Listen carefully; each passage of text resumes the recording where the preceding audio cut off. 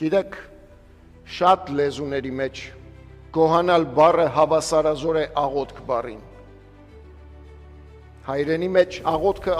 է, գոհանալը գոհանալ է, բայց շատ լեզուներ, երբ որ գոհանալ բառն են օգտագործում, աղոթքը մեջն է արդեն։ Կուզեք օրինակ, Նոր Գտակարանը գրվեց հունարեն լեզվով։ Մի բառ կա, որ հավանաբար լսել եք եւ ձեզ ծանոթ կլինի, յուխարիստ։ Եվ այս բառը օգտագործվում է, երբ որ Տիրոջ սեղանն է բացվում։ Տերունական ընթրիքն է։ Անգլերենի մեջ էլ է այդպես օգտագործվում, բայց բնագրի մեջ այս բառը նշանակում է գոհանալ Աստծուց Քրիստոսի քավչարար, փրկարար գործի համար։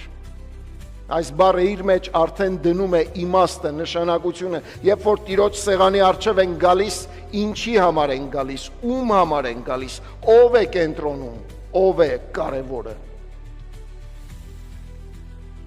Լատիներեն բառի մեջ բառը, որ օգտագործվում է, որը նաև թարգմանվել է անգլերենի գրացիա բառն է, grace, շնորհ։ Լատիներենի մեջ երկու նշանակություն ունի, շնորհի իմաստով, ինչ որ ենք եւ ինչ որ ունենք Աստծուց է եւ միմիայն Աստծուց է,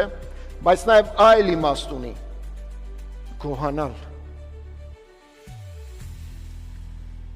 գոհանալ Աստծուց։ Հայերեն բառին երբևէ ուշադրություն դարձրել եք, շնորհակալություն։ Երբ որ մենք իրար շնորհակալություն ենք հայտնում, շնորհի իմաստը կա,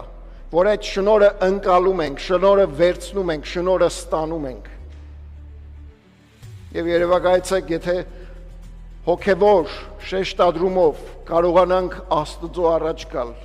եւ գոհանալ Աստծուց, այն բոլոր հոգևոր շեշտադրումների համար, որ Աստված անում է մեր մեջ ու մեր միջոցով, մեր հարաբերությունները կփոխվեն, մեր վերաբերմունքը միմյանց նկատմամբ կփոխվի, մեր վարվելակերպը միմյանց նկատմամբ կփոխվի։